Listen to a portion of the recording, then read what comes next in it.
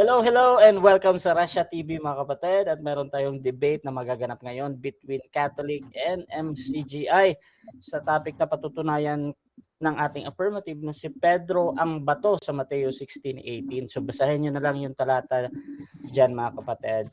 At ang ating affirmative si Brother Jando, negative naman si Brother Mario. Sa ating setup ng debate, alam niya na nila to, yung standard debate at rules natin, yung 10.7.5 at yung rules ng Russia TV. So sumasang-ayon ba ang ating affirmative sa lahat? Yes, sumasang-ayon. At yung ating negative? Yes, sang-ayon ako. Okay, at before natin simulan ng ating debate, syempre gusto ko muna kayong magpakilala at short kwento paano ba nagsimula ang pag-uusap na ito. Unahin natin ang ating affirmative. Okay, ako si Jando Alabato, former Seventh-day Adventist na evangelist and debater at ngayon nasa Katoliko na. And then nagsimula ito doon sa hamon-hamon ni Brother Mario na nauwi lahat sa Indian, nauwi lahat sa delay, na inunawa ko naman. So sa mahabang panahon ako ay naghintay na matuloy talaga ito. Ito na nangyari na ngayon. At sa negative naman, pakilala at paano naman niya tinanggap ito? Unang-una, kinakalat niya, hindi raw ako lalaban. And umuwi lang ako ng Manila, galing ng Mindanao, marami akong inasikaso. Kaya pinursigi ko to na matuloy para mailabas ang kasinungalingan niyang mali. At saka isa pa, itong laban na to, ang pangit eh. Kasi alam niyo kung bakit? Tatakbo na siya eh. Dapat buuin natin ng video. Pero kung ganun pa man, gusto niya, pinapayagan ko siyang tumakbo, kalahati lang. Okay. At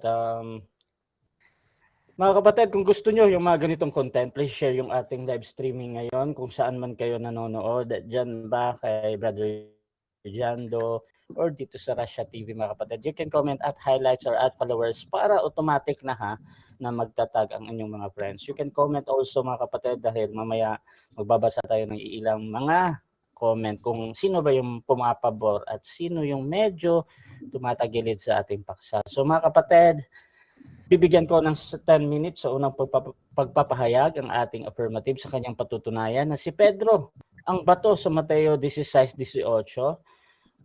10 minutes, your time starts now, Brother Jando. Okay, thank you sa iyo, Brother Russia. So ang aking topic ngayon is si Apostol Pedro ang bato sa tinutukoy sa Mateo 16:18. Ayon dyan sa Matthew 16:18, sinabi dyan sa The Good News Translation, "And so I tell you, Peter, you are a rock, and on this rock foundation I will build my church, and not even death will ever be able to overcome it." So kung nakapansin niyo dyan, may nakalagay dyan, you are a rock. Wrong grammar ba yan? Hindi wrong grammar yan. Kasi kung sa King James Version nakalagay dyan, you are Peter. Sa ibang version nakalagay, you are Peter. Ano yung Peter? Ayon sa sa Aramaiko, nang binanggit ito ni Kristo, ito ay binanggit niya sa wikang Aramaiko. Malinaw sa naturang talata na si Apostol Simon ang kausap ni Kristo. Nang kausapin ni Kristo si Apostol Simon, ang ginamit niya ay Aramaiko. Anong nakalagay sa Aramaiko? Apena amarnalak dato kipa, walha di kipa, ibniledte. Sa madaling salita, pareho dalawa ang kipa dyan. Yung kipa na si Simon at yung kipa na tatayuin. Ngayon, ang tanong ngayon, sa Aramaic, sa Aramaic, walang ibang meaning ang kipa. Walang ibang meaning. Actually, ang sa pulpit commentary, isa itong protestante na na reference, kasi ako'y Katoliko. Siyempre, pag gagamit ako ng protestante, ng referensya, dapat hindi sa amin galing. Hindi galing sa Katoliko. Kailangan ito ay galing sa protestante. Pero ang protestante, wala siyang karapatang gamitan ako ng mga protestant reference. Kasi protestante na siya eh. Kung ako kanyang gagawin ng reference, dapat Catholic reference kasi Katoliko ako.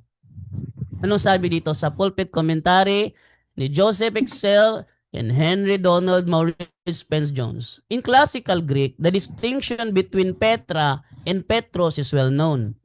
The former meaning a rock, the latter a piece of rock or a stone. But probably no such distinction is intended here, as there would be none in Aramaic. Sa madaling salita, ang kepa sa Aramaic isa lang ang tinutukoy. Hindi pwedeng dalawa. Dalawa ang nakasulat na Aramaic pero isa lang ang tinutukoy na kepa. Ha?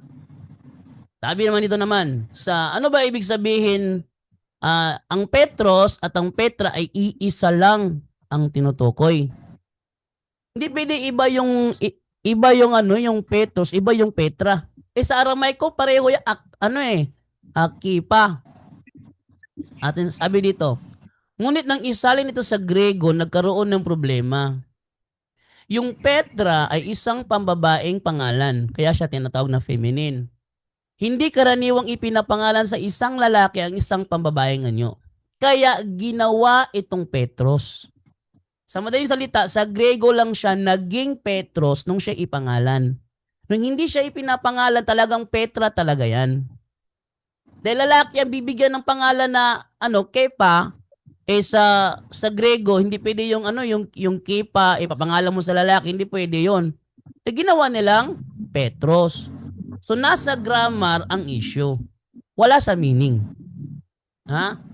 Ginawa itong Petros ang panlalaking anyo na angkop bilang pangalan ng isang lalaki. Bakit hindi Petra ang pangalan ni Simon? Dahil sa Grego, ang Petra ay pambabae. So kung panglalaki lang sana ang pangalang Petra, hindi gagawing Petros ang kanyang pangalan. Ang mismong Petra ang ibibigay dahil sa original na wika niyan, Aramaiko, Kepa talaga ipinangalan sa kanya. So wala sa salita ni Kristo yan, kundi nasa pag-translate lang into Greek. So nasa Greek grammar ang issue. Wala sa original at intention ng pagkakasabi ng nagsabi. Ngayon, para itong mangyari sa Pilipino na pangalan ng isang lalaki ng pangalan karaniwang babae, grammatical na hindi ito ang natural na pagpili. Maraming scholar nagsasabi nga pagbabago mula Petra tungo sa Petros ay ginawa dahil sa kasarian ng pangalan o grammatical gender. Hindi upang baguhin ang tinutukoy na bato. So walang pagbabago. You are Kipa. O di ba? Ikaw ay Pedro. You are Kipa. Ano yung Kipa? And upon this Kipa, bato. Yung meaning ng Kipa, bato. Yan ang binigay na pangalan kay Pedro. Alam nga babaguhin mo yun. Yun ang binigay sa kanya pangalan, Kepa.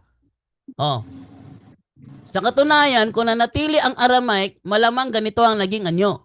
Ikaw ay Kefa. At sa ibabaw ng Kefa na ito, ay itatayo ko ang aking iglesia. Kaya ang karamihan ng mga modernong komentarista ay nagsasabing, ang pagkakaibang Petros o Petra sa Mateo 16:18 ay pangunahing dulot ng mga tuntunin ng gramatikang Grego. Hindi nang hangaring ipakita na si Pedro at ang batong ito ay magkaibang bagay. So hindi intention ng Greek na ipakita na iba ito, iba si Petros, iba ang Petra. Hindi yun ang intention ng Grego. Kundi dahil lang sa pagkabigay ng pangalan, kaya nagkaroon ng pag-change ng spelling. Kumbaga, spelling lang ang binago, hindi ang meaning. Huwag din natin kakalimutan na tinawag na siyang Kepa sa simula pa lang. John chapter 1 verse 42 ng Good News Translation. Then he took Simon to Jesus. Jesus looked at him and said, "Your name is Simon, son of John, but you will be called Cephas." This is the same as Peter and means a rock. May sinasabi ang mga protestante na hindi raw nababagay kay Simon na tawagin siyang rock dahil tao lang daw siya. Gaya natin na mahina.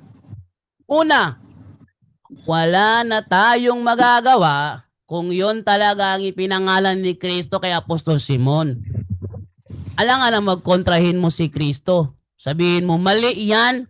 Huwag mong tawaging Kefa yan. Eh, yun talaga pinangalan niya, Kefa. Ano yung Kefa? Bato. Oh, yung Kefa sa Aramaico ba, may maliit, may malaki? Wala. Ba't yung binabago? Para lang yung senior eh. Sa Senior Santo Niño, yung senior, ba't senior? Bata yan, dapat junior. Hindi naman English yung senior dyan. Senior, ibig sabihin, Lord o Sir. Senior, senyorito, senior, senyora, senyorito, senyorita. Senior, yun ang meaning nun. Hindi senior na opposite ng junior. Ginagawa kasing English eh. Ngayon, ito naman tayo ngayon. Binigyan siya ng pangalan ng Kepa. Oh. Ibig sabihin, yung Kepa, bato. Sabi mo, hindi siya yung Kepa. Siya nga yung Kepa eh. Pangalawa, pinatitibay siya mismo ni Kristo. Kaya hindi masama na tawagin siyang rock o bato. Sa Lucas 22:31, Simon, Simon, makinig ka. Hiniling Satanas na subukin kayo tulad sa ginagawa ng magsasaka na inihihiwalay ang ipas sa mga trigo. Subalit idinadalangin kita upang huwag maghina ang iyong pananampalataya. At kapag nagbalik loob ka na, patatagin mo ang iyong mga kapatid. Ano? Patatagin mo ang iyong kapatid. Nemo that could not have it. No one gives that they do not have. You cannot give if you do not have. Paano niya patatatagin ang kanyang kapatid kung siya mismo mahina? Kaya nga si Kristo nananalangin para patibayin si Simon. Yun ang purpose, ba't siya pinangalan ng Kepa? So hindi issue kung may malaki o may maliit ba. Wala namang ganyang distinction sa Aramaico. Sa Aramaico, pag sinabing Kepa, kay malaki, kay maliit, Kepa talaga yan. O next. Kaya siya tinatawag na Kepa dahil patatatagin siya ni Kristo upang siya naman na magpapatatag sa iglesia ng Panginoon. Na? Kaya walang ibang bato ang tinutukoy sa Mateo 16:18, kundi si Apostol Pedro, kung saan sa kanya itatayo ni Kristo ang iglesia. Ayon nga sa Vincent Words Studies by Marvin Vincent. Time. Time na. Okay. Okay, so dyan nagtatapos ang unang pahayag ng ating affirmative. Dako tayo sa unang pagtatanong ng ating negative. Brother Mario ng MCGI, your time starts na. Okay. Una kong tanong sa iyo, yun bang nasa Mateo 16? Sabi mo kasi Aramaic eh. Kepa is Kepa. Ang tanong ko sa iyo, doon sa early major Greek ng Codex mula 4th century hanggang 5th century, yung Codex Sinaiticus at Vaticanus, anong manuscript ang exemplar niyan? Objection, moderator. Objection, proceed. Ang ginamit ko, Kefa. Wala akong ginamit na Codex Sinaiticus. Okay. Counter ako. Ganito bro, pag ang objection ay hindi ginamit, i-automatic next question ko yan at sa rebuttal pwede namang itanong bro. Yeah, either nagsasabi siya ng totoo or nagsisinungaling ha. So next question. Okay. Hindi pa daw niya ginamit. Okay, tumakbo na. Okay, tanong. No, Ayon sa Objection, unawa mo, moderator. sino ang Objection, walang... moderator. Time stop na. So ganito mga kapatid, wag na tayo mag-side comment at mas as easy as possible lang ba. So proceed, Brother Mario ha. Okay, sige. Dahil di mo sinagot yon bago kong tanong to. Objection, moderator. No side comment nga. Again, bro, ganito bro. Tigas ulo Huwag eh. kang mag-side comment bro. Kung meron kang parang premise bro, dapat Totoo related. naman. Dapat related Okay. doon sa ano ha. Gawin mo 'yan sa rebuttal mo ha or sa presentation mo. So again, proceed lang sa question. Wala bang counter doon? Unang-una, related yun eh. Kasi Aramaic siya ng Aramaic eh. Kaya tinatanong ko yung Codex Vaticanus kung ano ang exemplar na pinagkuhaan nun. Yes, Nasa topic niya yun eh. nasa topic nga, pero meron tayong rule, di ba? Na, Bakit ayaw niya sagutin? meron kasi tayong rule na doon ka lang magtanong sa inilatag. Now, hindi niya tinatanggi yun. Tinatanggi niya Sige yun. na, next question. Kung di talaga kaya. So, Okay, proceed next. tayo. Objection, So, ganito, wala bro, nang side Mario. comment. Ganito, Kasi ang bro, ulo Mario. eh. So, ang problem dito, bro, yung side comment mo ba? So, wag kang munang mag-comment. Direct question ka lang kasi magrereklamo talaga yung kabila. So, proceed ka, bro. Okay, tanong. Ayon sa unawa mo, sabi mo kasi si Pedro ang bato. Pedro ka ng Pedro, si Pedro ang bato sa Mateo 16:18. Ayon sa unawa mo, sino ang walang kakayahan maging pundasyon ng iglesia? Si Jesucristo ba o si Pedro? Categorical. Objection, moderator, wala akong binanggit na pundasyon. Okay. So, again, automatic next question. Wala dang binanggit. Proceed, bro. Either nagsasabi Counter siya ako, bro Rasa. Baka pwede ako mag-counter. Sa ating rule. Kasi nasa topic yung tanong ko eh. Tama, Pedro bro. yung Pedro, ang pundasyon si Pedro. Kaya tanong ko, si Jesucristo ba walang kakayahan maging pundasyon kaya hindi pinili? Bro, Mario, ganito, bro. Nasa topic yan eh. Hindi lang siya makasagot. Ang objection kasi niya, bro, hindi yung out of topic ba, kundi hindi pa daw niya nilatag. At meron tayong rule dyan na pag sinabi talaga niya na hindi pa niya nilatag, wala siyang ganon, automatic next question ayon sa rule. So, proceed, bro, sa next rule. You can rephrase naman yung tanong mo. Tingnan natin kung sasagutin. Ang sabi mo, tanong ko sa'yo, si Pedro ang pundasyon. At siya ang tinutukoy sa Mateo 16:18. Sabi mo yan, huwag kang magsisinungaling. Tanong ko sa'yo, ang Panginoong Jesucristo ba hindi matibay na pundasyon ng iglesia? Hindi siya matibay o matibay siyang pundasyon? Matibay. Kung siya ang maging pundasyon. Objection, moderator, fallacy of false dilemma ang tanong niya. Ang topic ko ngayon, si Pedro ang bato sa Mateo 16:18. Hindi ko naman Nasa topic yan, bro. Wait lang. Nasa objection ako. Okay? Ang topic kasi, moderator, si Pedro ang bato sa Mateo 16:18. Okay. Hindi ko naman tinapik kung may kakayanan bang maging pundasyon si Kristo o hindi. Hindi ko yung topic. Okay, counter objection dito, false dilemma daw yung tanong. Hindi ba ako magka-counter? Proceed nga Kasi sa counter Pedro siya ng Pedro, kaya tinatanong ko si Kristo kung may kakayahan bang maging matibay na pundasyon. Nasa topic yan eh. Okay. Dalawa kasi topic, si Pedro at si Kristo eh. Nasa topic yan. Nilalatag niya yan eh, hindi si Kristo. Okay. Hindi siya makasagot eh. Okay na. So, ganito, judgment muna tayo mga kapatid. Sa judgment sa fallacy ng false dilemma, ay ibig sabihin meron kang sagot na wala doon sa pagpipilian. Pwede naman gumamit ng 10 segundo para gawin yon or talagang mamimili ka doon, bro. So, gagamitin mo ba, Brother Jando? Say 10 seconds. Proceed, bro. Hindi ko sasagutin yun. False dilemma yun eh. Next question. Next question. Okay, sige. Tanong ko sa'yo. Sabi mo kasi, hindi si Kristo ang bato. Lagi mong sinasabi sa Aramaic, kepa is kepa. Aramaic ang binanggit. Hindi si Kristo, si Pedro lang ang bato. Yan. Tanong ko sa'yo, ganito, yung Jesucristo ba ng simbahang katoliko, karapat dapat ba siyang tayuan ng iglesia o hindi siya karapat dapat? 10 seconds. Proceed. Hindi ko sasagutin yun. Ano yun eh? Red herring fallacy yun. Objection, moderator. Objection. Bro, Rasha, turuan mo naman yung aking kalaban. Iyakin pala to, bro, Rasha. Wait lang, bro. Sayaw. Bro, Rasha, turuan mo yung ating kalaban dito kasi mukha yata nawawala sa sarili niya. Nasa pagsagot ako.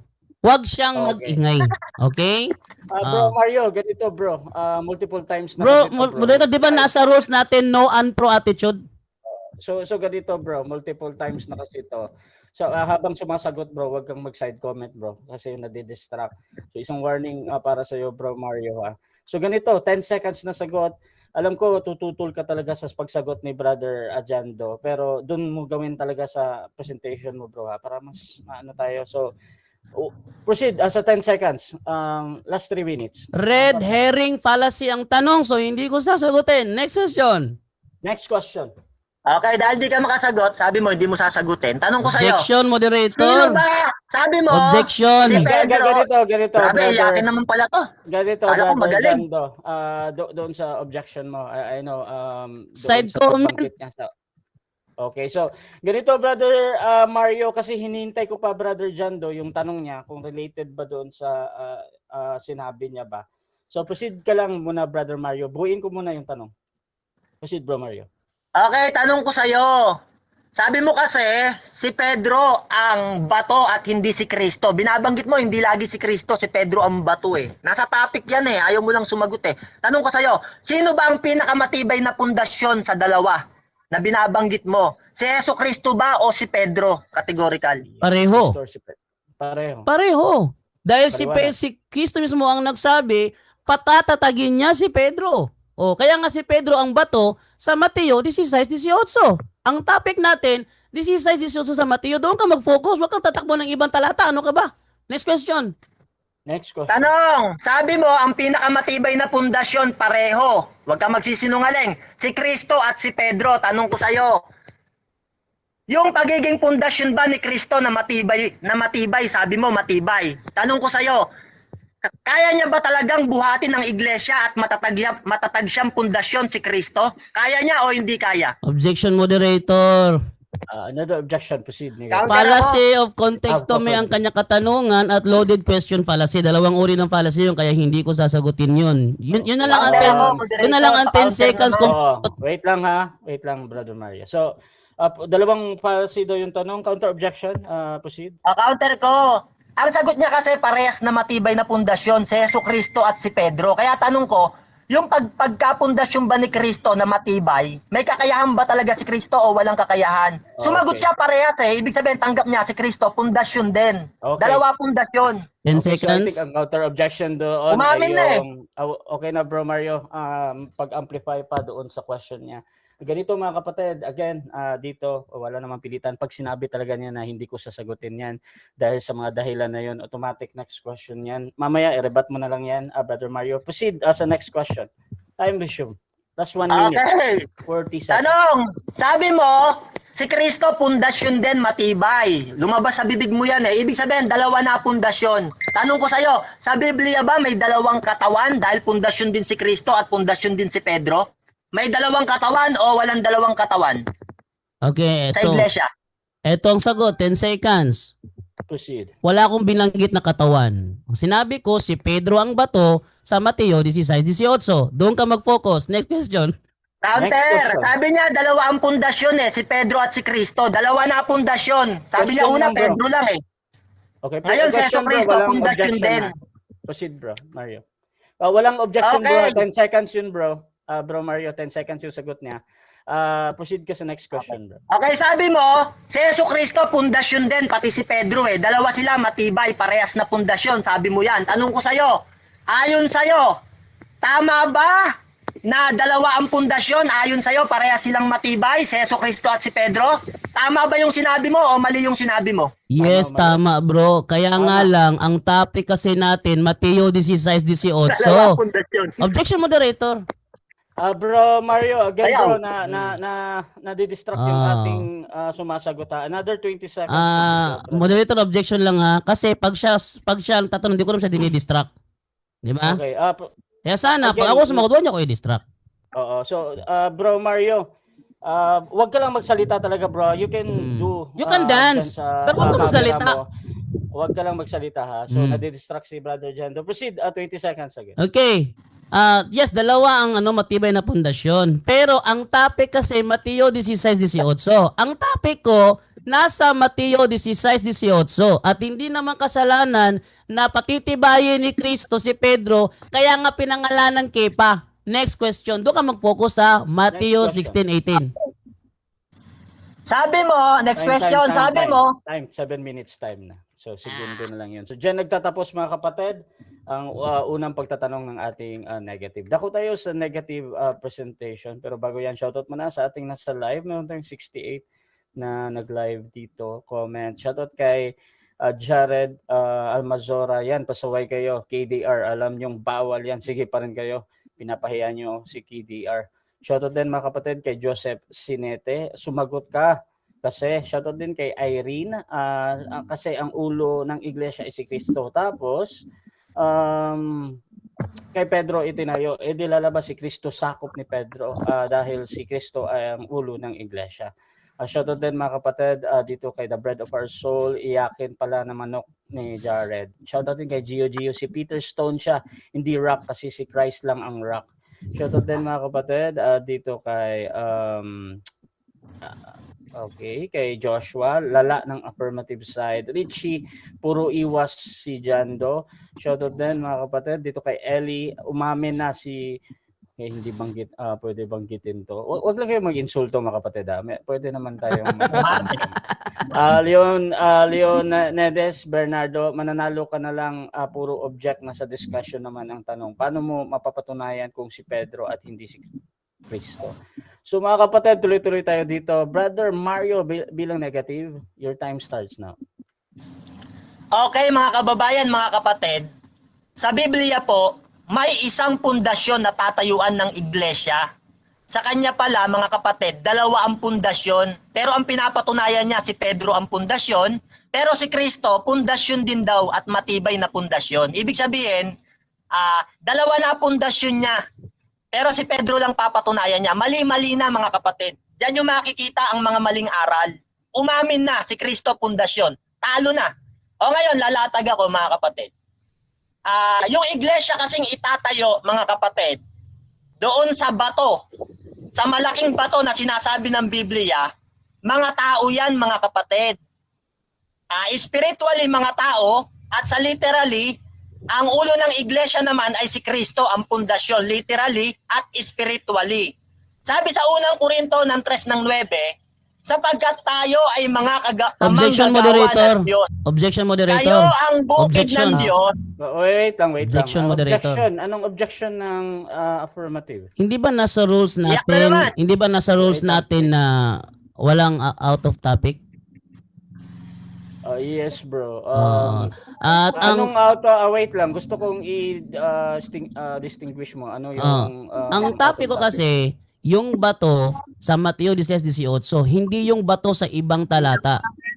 Nakafocus ako sa bato Iyakin sa pala to, Mateo. moderator. Oras ko to eh. Okay. Pambira, oh. Wait lang. Hindi ko naman kaginan yan eh. Kawawa naman eh. Napapahiya na kasi. Ulitin Okay, ko so moderator ha. Ang Mami na kasi. ulitin ko moderator ha. Ang Wait lang, tema bro, ko Mario. kasi, Pambira, iyakin pala to. Moderator. Hindi tayo tumagal mga kapatid. Mga kapatid, gusto kong i-moderate. Ang objection ng ating affirmative. hindi pa ako tapos sa objection ko. Na bato. Okay. Hindi pa ako tapos sa objection ko. Biglang nag-ingay eh. Okay, so ganito, merong counter objection naman. Please direct sa objection, Brother Jado. Yun na nga, ang objection time ako, stop time to, bro Mario. Sige. ang objection ko, moderator, maliwanag ang tema ko. Ang bato sa Mateo 16:18. Kung tatakbo siya sa bato sa ibang talata, hindi yun ang tema ko. Kaya out of topic yun kasi hindi yun ang tema ko. Ang tema ko, ang bato sa Mateo 16:18. Doon siya mag-focus. Okay, nag-gets ko na. Brother Mario, a counter objection kung meron. Ang counter objection ko, umamin naman siya kanina eh. Na ang bato dalawa sa Mateo 16:18, si Kristo at si Pedro parehas matibay, sabi niya. Okay. Wag na siyang kung napapahiya na siya. Okay. Tanggapin niya. Okay, so ganito ang judgment ng moderator, mga kapatid. Sa mga topic, meron talagang ganito na merong nakalagay na talata. Pero sa pagpapaliwanag at kung paano nyo ini-interpret yan, so gumagamit kayo ng ibang talata, pinapayagan niya ng moderator ha. So hindi naman talaga doon lang nakafocus sa Bible. Meron parang mga cross reference, mga verses. So pasok pa din yung pinag-uusapan. Proceed, Brother Mario. Okay, iibahin ko yung pahayag. Okay, merong sinasabi sa Biblia, mga kapatid, kay Kristo Jesus nakalapat ang buong gusali, siya ang pundasyon. Letra por letra na babasa, hindi si Pedro. Basahin natin sa Efeso 2:20 hanggang 21, ganito ang ating mababasa. Na mga itinatayo sa ibabaw ng kinasasaligan ng mga apostol at ng mga propeta, na si Jesucristo, Jesus din ang pangulong bato sa panulok, na sa kanya ang buong gusali nakalapat na mabuti. Kaya Yesu Kristo pala nakalapat yung buong gusali at mabuti yung Objection, pagkakalapat moderator. ayon sa Biblia. Objection, Iyak na naman, hindi moderator. ako makapayag. Ano ba to? Bro Jando, anong problema, bro? Kung kanina pinalagpas ko, hindi ko papayagan, moderator, na ang Counter topic ako, ko... moderator. Ano ba yan? Hindi ko papayagan, Kawawa moderator. na, bugbog na eh. Wait lang. Bendito ka na. Moderator. Brother Mario, ha? So, anong objection, brother? Hindi ko papayagan, moderator, na ang topic ko is Matthew 18, tapos siya as negative tatakbo sa ibang issue. Strawman kasi yung ganun. Kaya Kasi, at Counter ako. ang role pa natin, hindi ako pwede magtanong kung hindi niya pinahayag. So ano itatanong ko yun? Nasa ibang talata, di naman yun ang topic ko. Ang topic ko, dito ako mag-focus sa topic ko. Negative Okay, siya, okay na. kontrahin niya ang topic ko. Huwag siyang gumawa ng sariling topic niya. Okay na. So, ganito, para hindi tayo mahaba, hindi kayo nagpapahayag sa objection, ha? Counter objection, proceed. Ang counter ko, bro, unang-una, patutunayan niya si Pedro ang pundasyon eh. Ako naman si Kristo. Kaya ilalatag ko naman yung pagiging pundasyon ni Kristo. Okay, Nasa naintindihan. topic naman yan eh. Iyakin lang to eh kasi bugbog na. Okay, naintindihan ko. So, ganito ang aking judgment dyan. Brother Jando, ang argument kasi ng negative dito, hindi daw si Pedro yung bato, kundi si Yesu Cristo. Kaya nilalatag niya patungkol kay Yesu Siyempre. Cristo. Bilang negative, Pagka gusto o-object. din niyang... wait lang, bro, Mario. Gusto din niya kasing mag-stand doon sa kay Cristo. Kaya nababanggit niya. So, tuloy pa din to, Brother Mario. Proceed sa negative presentation. Okay, unang-una, negative ako mga kababayan. Kailangan kong patunayan na si Yesu Kristo ang bato. At sabi ng Biblia, wag mong gigiikan ng bibig ng baka habang ito'y gumigiik. Wag mong bubusalan. Ngayon kapatid, no, object ka ulit. Sabi ng Biblia, kay Kristo nakalapat ang buong gusali. Efeso 2:20, sabi diyan. Na si Kristo Jesus din ang pangulong bato sa panulok. 21. Na sa kanya ang buong gusali nakalapat na mabuti. Kay Kristo pala nakalapat yung buong gusali eh. Kahit ang mga apostol nakasalig kay Kristo, sabi ng Biblia. Letra por letra nababasa, hindi si Pedro. Ganito naman ang sabi ni Apostol Pablo sa Efeso ng 4:16. Nang dahil sa kanya, ang buong katawan nakalapat na mabuti. Nang dahil daw kay Yesu Kristo, sabi ni Apostol Pablo, sa Efeso ng 4:16, yung buong katawan nakalapat na mabuti dahil kay Kristo. Yan mga kapatid, no? Ano yung katawan na sinasabi sa Efeso 2:20 hanggang 21 at Efeso 4:16 na nakalapat na mabuti kay Kristo? Yung gusali o katawan. Basahin natin sa unang Korinto 3:9. Sapagkat tayo ay mga kamanggagawa ng Diyos. Kayo ang bukid ng Diyos, ang gusali ng Diyos. Yung gusali pala ng Diyos na nakalapat kay Kristo, sabi ng Biblia, letra por letra. Ito pala yung mga tao, sabi ni Apostol Pablo. Unang Korinto 3:9, kayo ang gusali ng Diyos. Sabi naman ni Apostol Pedro, pinatunayan niya yan, na tayong mga tao ay natatayong bahay. Unang Pedro 2:5. Kayo rin naman, na gaya ng mga batong buhay, ay natatayong bahay na ukol sa Espiritu. Tayo pala mga kapatid ay natatayong bahay ukol sa Espiritu, sabi ni Pedro. At sabi naman ni Apostol Pablo, yung gusali at yung katawan nakalapat na mabuti kay Kristo. Ibig sabihin, ang pundasyon si Kristo. Ang katunayan nga, ganito ang ating mababasa, na si Yesu Kristo talaga ang pundasyon. Basahin natin sa Efeso ng 2:20. Sa banal na Biblia Tagalog, itinayo kayo sa pundasyon ng mga apostol at mga propeta. Si Kristo Jesus ang bato na panulukan. Tayo pala mga kapatid, kasama ang mga apostol, itinayo tayo sa pundasyon ng mga apostol pati ng mga propeta. Efeso 2:20. At ang bato, sabi ng Biblia, letra por letra, si Kristo. Bakit? Wala na kasing ibang pundasyon, sabi ng Biblia, si Kristo lang ang pundasyon ng iglesia.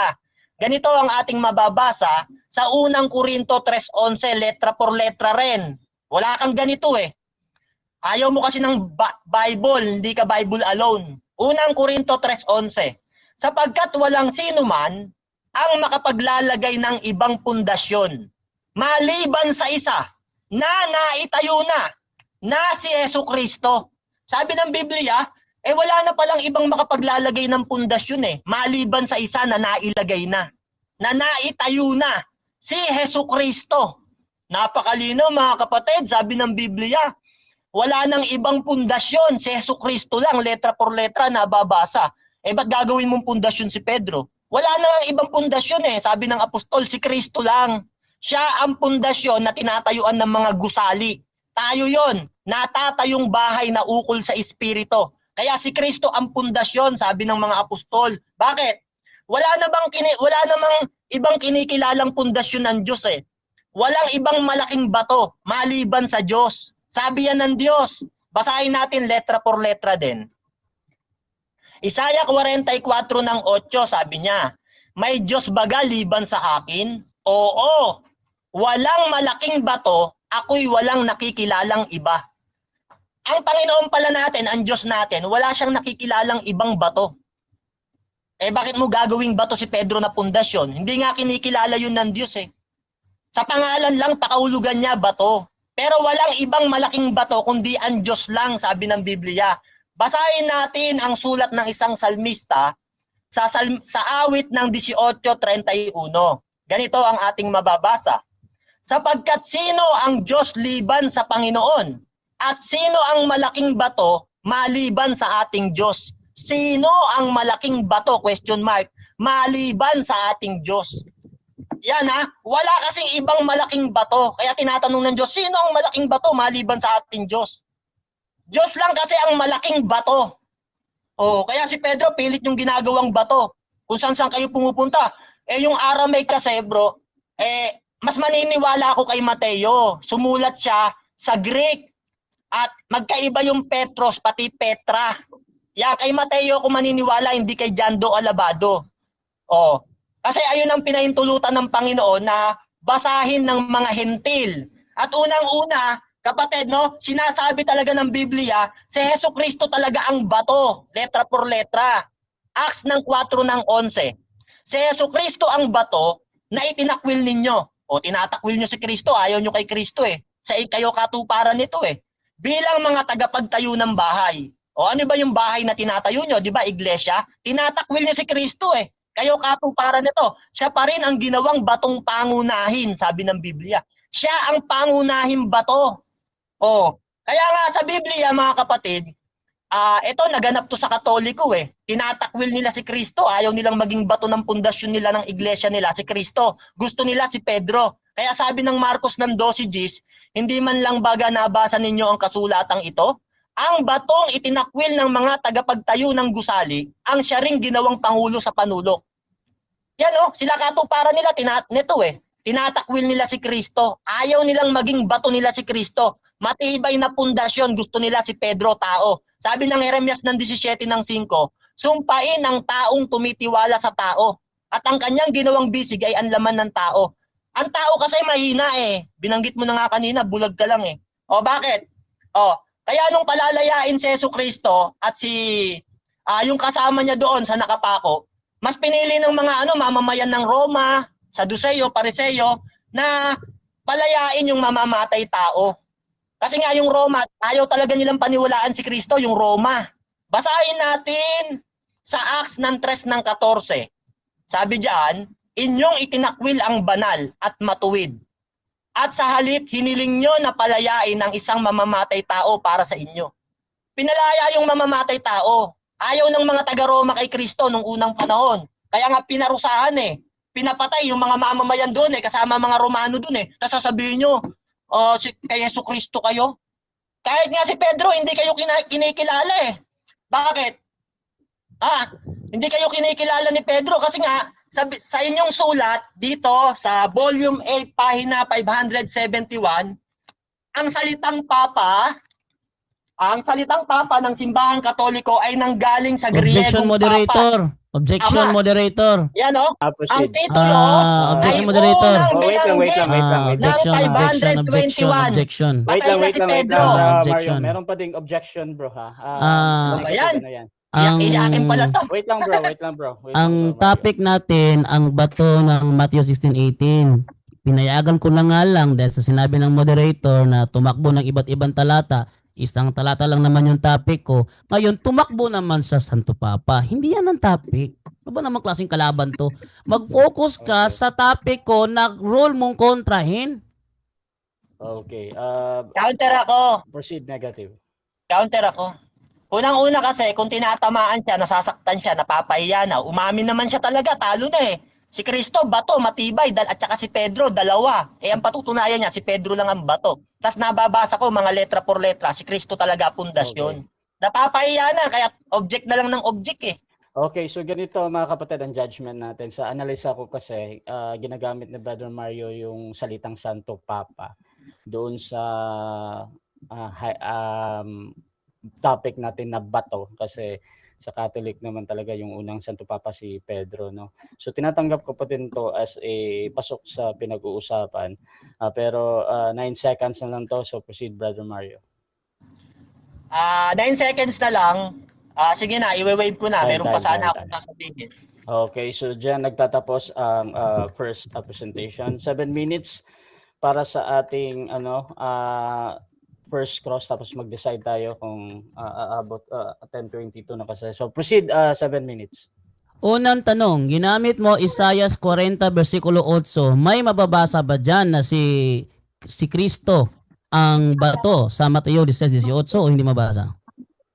Yes, siya ang malaking bato ayon sa Biblia. Objection moderator. Nababasa. Awit ni Objection Dion Manando, parallel niyan. Objection mo na. Moderator. Wait lang ha. So affirmative, anong objection? Counter objection pagkatapos. Wala akong tinatanong kung may malaking bato o may maliit. Ang tanong ko sa kanya, mabasa ba sa Isaias 40 versikulo 8 na si Cristo yung bato sa Mateo 16:18? Yun ang tanong ko. Okay, Meron o wala? Basa ba daw? Brother Mario, counter objection or magja-judge na ako? Ang counter ko, talagang nababasa si Cristo ang malaking bato. Awit Okay. 18:2, Efeso 2:20 hanggang 21, Efeso 4 ng 16.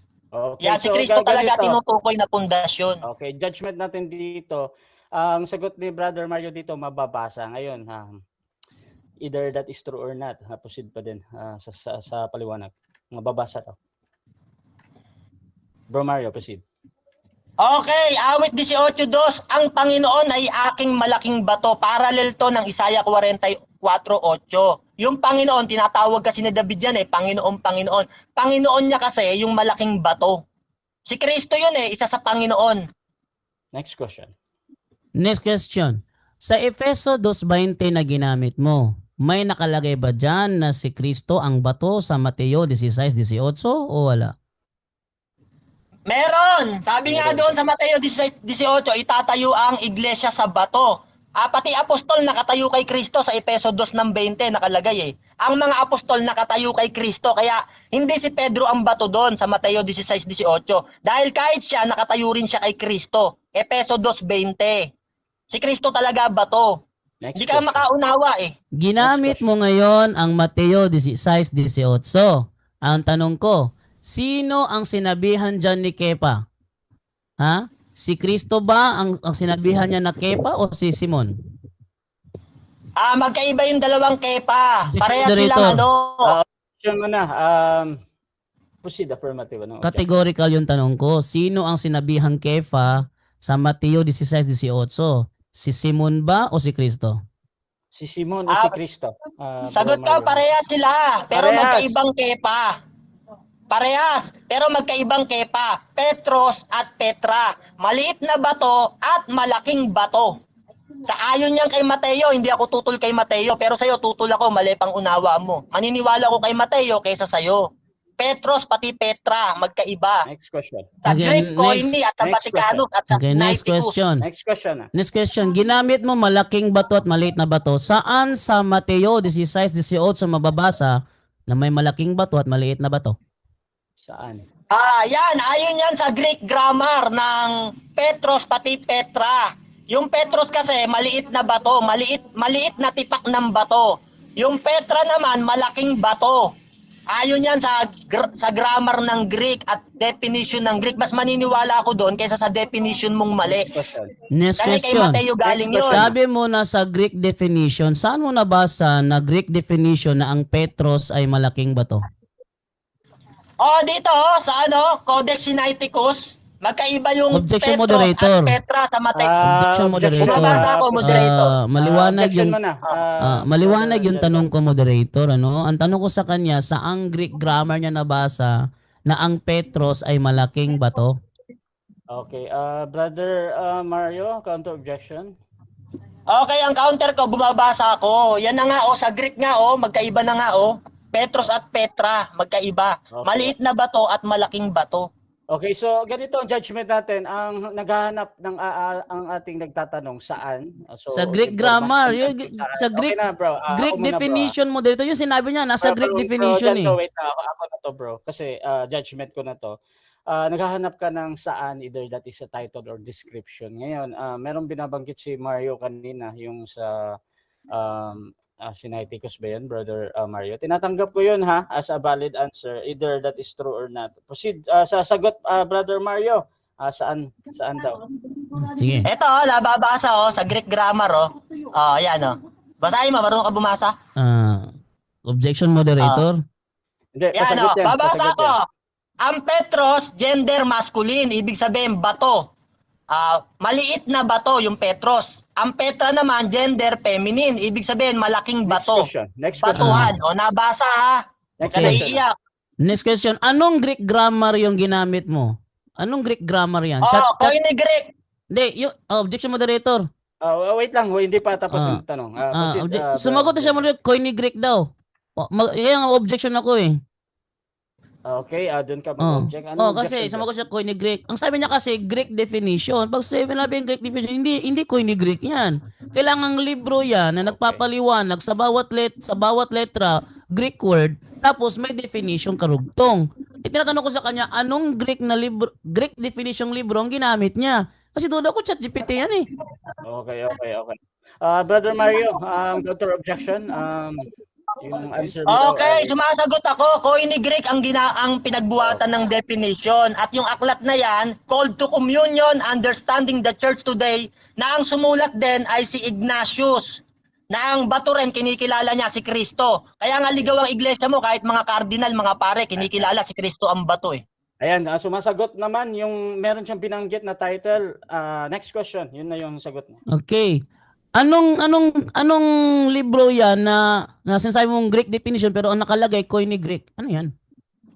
Yan ang sumulat niyan si aklat Called to Communion, Objection, Understanding moderator. the Church Today, Objection, publisher moderator. Ignatius Objection, Rex. moderator. Si Ignatius. Objection, wait lang, moderator. Brother Jando. 1996, Objection, page 58 objection, to 58. objection. Wait lang, bro Mario, ha. May objection dito. Isang objection naman. Maliwanag kasi yung tanong ko kasi anong libro? Pakita niya sa akin yung cover ng libro. Yung mismong libro, cover ng libro ba na ito yung title ng libro, yun ang sinasabi ko na anong libro yan? Tama lamang nga bakit Greek definition pero Koine Greek ang nilagay na title? Gusto ko makita yung cover ng libro. Okay, Brother Mario, counter objection meron ba before ako mag-judge? Counter ko, ang hinahanap niya, cover ng libro. Gusto niya pumunta sa mga library, marami doon. Ngayon kasi high-tech na. At alam niya ng mga nagre-research. Okay. Ito, judgment natin dito mga kapatid, ha. So, yung pag-obliga na ipakita ang libro, wala naman tayong ganun na rule mga kapatid. So either mapakita ni Mario or hindi, nababanggit naman niya at nasasagot yung tanong na meron siyang parang title doon. Brother Mario, continue ka sa sagot mo, bro. Proceed, bro. Okay, unang-una, wala rin naman siyang libro ng Aramaic eh. Wala naman siyang maipakitang original Aramaic eh. Nang kepa-kepa eh. Kumukuha lang rin siya sa mga Google, tas hahanapan mo ko ng libro. Mali ka na dyan eh. At saka alam ng mga nagsusuri yan.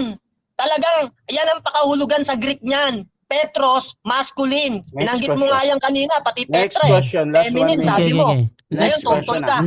Next question. Nang banggitin ni Kristo ang Mateo 6:18, anong lingwahe ginamit niya? Grego o Aramaiko? Ang binanggit niya doon, Aramaic. Pero mas maniniwala ako kay Mateo. Dahil si Mateo, pinahintulutan isulat ang Griego na si Mateo may sabi, magkaiba yung Petro sa Petras sa kanyang sulat. Mas maniniwala ako kay Mateo kesa doon sa hindi nakitang libro na sabi-sabi na lang na pinaniniwalaan nyo. Next question. Ano ang Aramaic word ng pangalang Pedro? Kepa. Petro, Kepa. Kaya nga, naniniwala ko kay Mateo dahil magkaiba yung dalawang Kepa nung isulat niya sa Greek. Petros at saka Petra. Kaya si Mateo ang paniniwalaan namin, yung apostol. Magkaiba yung dalawang Kepa ayon kay Mateo. Time. So, dyan nagtatapos. Ang hina mo naman tumanong. Time na, bro. Wag ka na. So, dyan magtapos ang ating first stage ng debate. I want to decide doon sa affirmative kasi 10:30 na.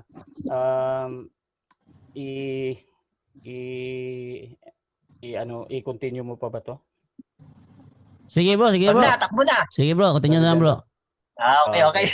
So mga kapatid, dyan nagtatapos ang first stage ng ating debate at dako tayo sa rebuttal, pero bago yan, shoutout muna kay bro JR, sabi niya, bro Mario, umuulan ng talata, Jando, umuulan ng objection. Sabi naman ni Irene, dyan natalo si Jared sa umuulan ng objection pero di uubra kay Mario. Shoutout din kay Jim DJC, puro na lang objection itong si Jando, kahit mali, maka-object lang. At shoutout din kay Brad, pahiya si Jando, walang rule na ipakita, actual book. Richie Royong, mahusay na modern. Okay. Shoutout din mga kapatid kay Jo Marie Maria Puentes, sana pati yung face reaction na sa rules din, bawal na yung side comment eh. Shoutout din kay Kidi, bakit sa cover ng libro hinahanap. Shoutout din kay Michael, wag mo nang sagutin yan bro Mario dahil kahit siya sa atin yan, ganun din ang ulat. Sabi naman dito, Petros tumutukoy sa pangalang Pedro, isang maliit na bato o bukod tanging pangalan ng tao, Petra, saliting Grego para sa malaking bato o pundasyon. Shoutout din kay Elizabeth Tani, walang Greek, seminar ka muna sa aking theology school. Shoutout din mga kapatid dito kay Jo Marie, wala na kaming maintindihan malibang objection ni Brother Jando. Michilada, anong Greek grammar?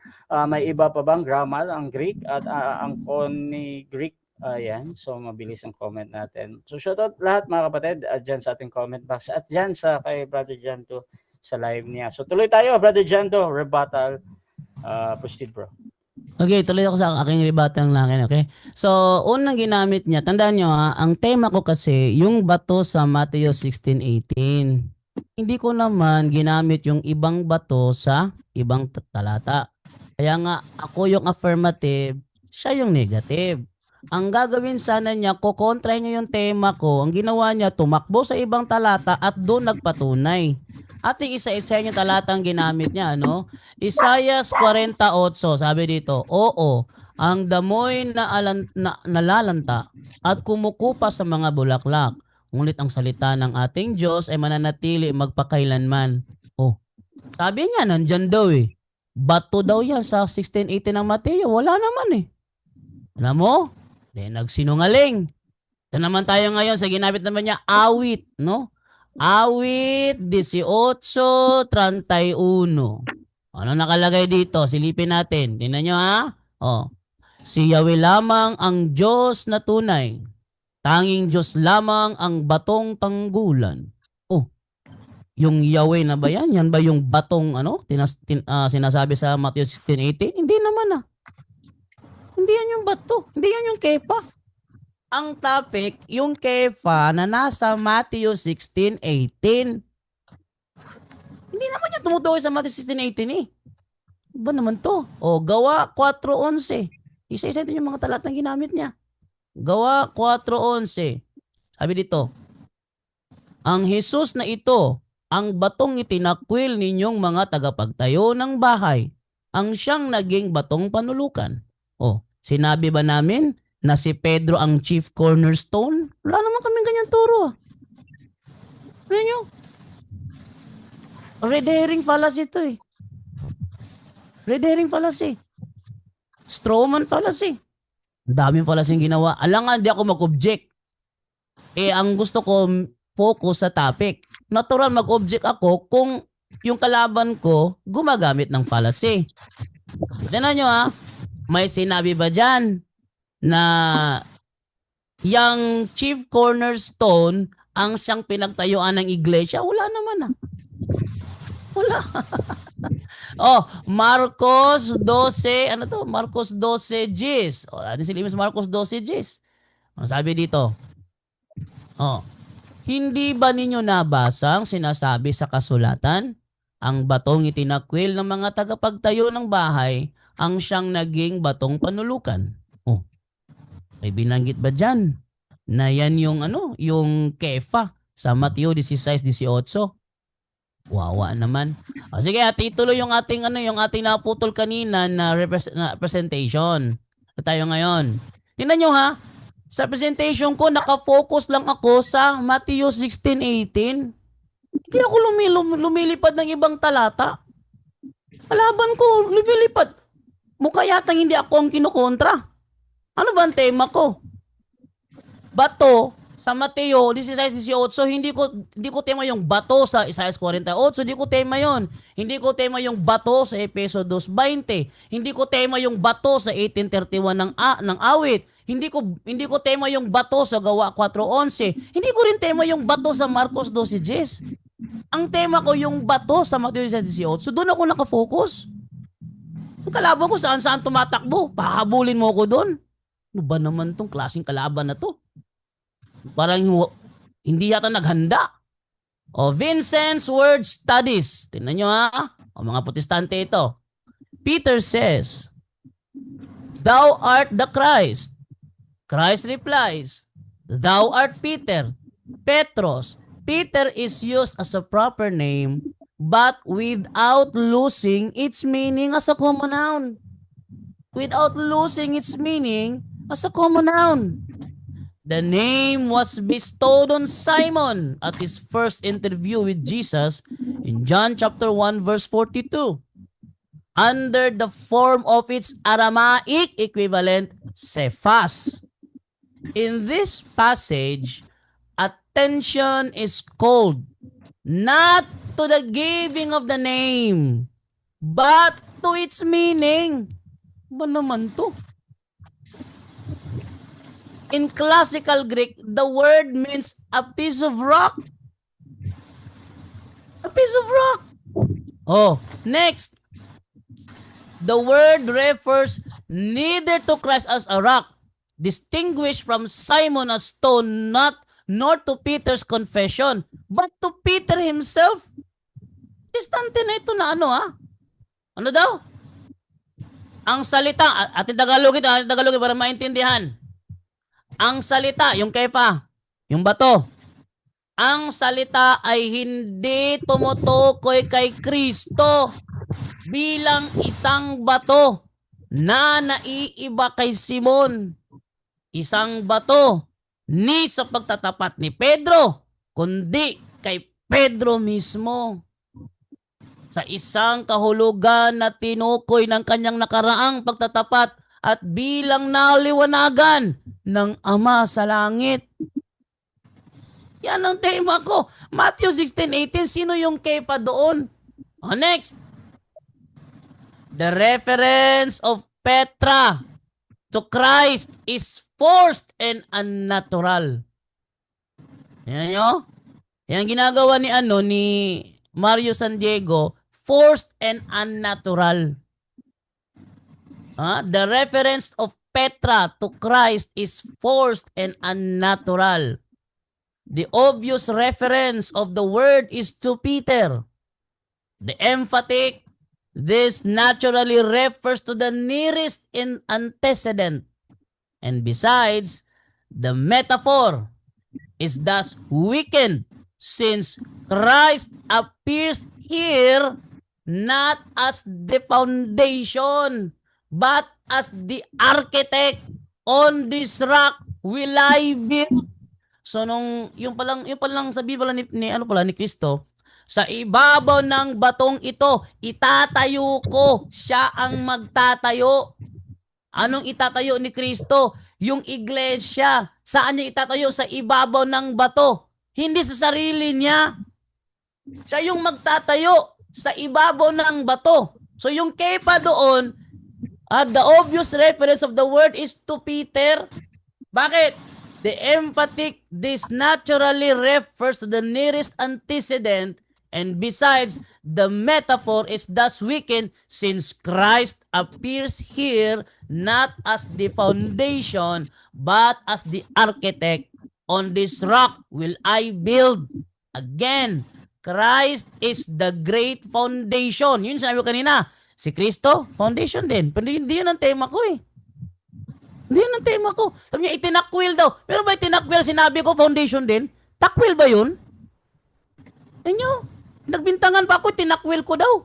Pero ba pagtakwil, sinabi ko foundation din yun? Pero hindi sa Mateo 16:18. Ang topic kasi, Mateo 16:18. Hindi Isaias 48. Hindi Efeso 2:20. Hindi Awit 18:31. Hindi Gawa 4:11, hindi rin Marcos 2:10. Ang tema ko, yung bato sa Mateo 16:18. Titingin ko ha? Again, Christ is the great foundation, the chief cornerstone. But the New Testament writers recognize no impropriety in applying to the members of Christ Church certain terms which are applied to him. Oh.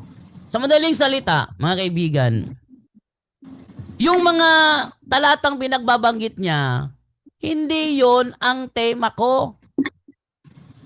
Ang tema ko, sino yung sinabihang Kefa sa Mateo 16:18? Done po. Very good. So, yung Kefa doon sa Mateo 16:18, yun ang tema ko. Hindi naman yung Kefa sa Gawa 4:11, yung Kefa sa Marcos 2:10, ang layo. So, napakalayo talaga. So, sa nakikita ko ngayon, hindi kinokontra ni Mario San Diego yung tema ko. Ang ginawa niya, nagpresenta siya ng ibang bato na hindi ko naman pinesenta. Sa halip na kontrahin niya yung stand ko, ang ginawa niya, nagpresenta siya ng ibang bato. Pero yung ibang batong pinesenta niya, hindi naman sa Mateo 16:18. So, ibig sabihin, the whole argument of Mario San Diego is a straw man fallacy. Wala siyang kinontra.